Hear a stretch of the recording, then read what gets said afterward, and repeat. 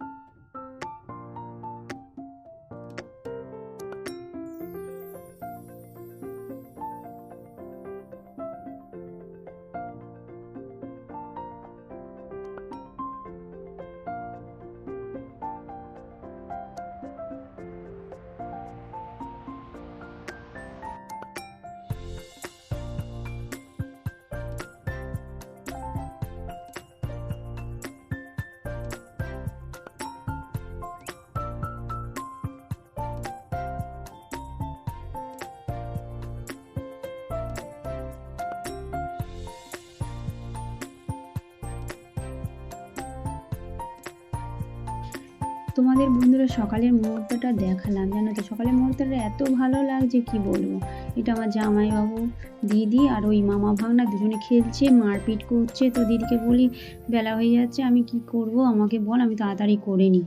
বলে তাহলে দিদি বলে তাহলে বান্নাগুলো আরে করে নে। বলে আমি যেটুকুনি বান্না করার আর কি, যা যা বাটার সেগুলো সব আমি মশলা করে নিলাম। আর বঞ্চি গেছে হচ্ছে মার্কেটে, ওই একটু মানে চিকেন নিয়ে আসবে আর কি সব নিয়ে আসে, কেক নিয়ে আসবে। তো গেছে, হ্যাঁ অনেকক্ষণই গেছে। তো ও এখনও আসে না, আর আসতে যদি দেরি হয় সেই জন্য বলি তাহলে আমরা এদিকে জোগাড়গুলো করে নিই, করে নিয়ে রান্নাবান্নাগুলো বসিয়ে দিই। তো দিদি উনুনটা ধরিয়ে দিয়েছিল, দিয়ে আর ভাত বসিয়ে দিয়েছিল। তারপরে আমিও মাঝে মাঝে বলি তাহলে জাল দিয়ে দিই, দিদি একা কত কী করবে। বলে আমিও রান্না করছি, দিদিও রান্না করছে। তো রান্না করতে করতে আমার মানে বঞ্চি বাজার থেকে মার্কেট থেকে এসে গেল। আমি যেখানে ওনাকে নাচে নিয়ে যাই না বাগড়াহাটে, তো আমার দিদিদেরও ওই বাগড়াহাট মার্কেটেই ওদের আসতে হয়, বা আমতলার মার্কেটে যেতে হয়, এরকম ব্যাপার, বুঝতে পারলে। তো আমি ভাতে বসে বসে জাল দিচ্ছি। আর তারপরে আমার বোনঝি এসে গেল, এসে গিয়ে আর ও নিয়ে এসছে বাজার থেকে, মার্কেট থেকে, মানে কি বলবো, ওর ছেলের জামা প্যান্ট, কেক, তারপর তোমার মাংস, তারপর মাছও নিয়ে এসেছিলো, ইলিশ মাছ, সেটা তোমাদের দেখানো হয়নি, ও ফ্রিজে ঢুকিয়ে দিয়েছে। আর চিংড়ি মাছ।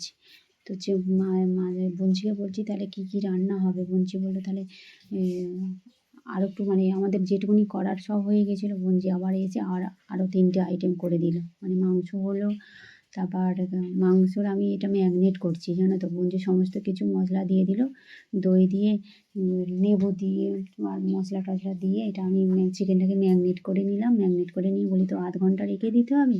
তো 1/2 ঘন্টা ম্যারিনেট করে রেখে দিলাম চিকেনটাকে। তারপর ম্যারিনেট করে হয়ে যাওয়ার পরে আমি বলি তাহলে চিংড়ি মাছটা মানে বেছে নিই। বলি কতটা বাছবো, বলে আমি বেছে নিলাম চিংড়ি মাছটা। তো বাকিটা ফ্রিজে বঞ্চি ঢুকিয়ে দিল। আর তোমার চিংড়ি মাছের ভাপা হলো, শুক্তো হলো, আলু ভাজা, পটল ভাজা, বেগুন ভাজা, তারপর ভাত, ডালটাই শুধু হয়নি।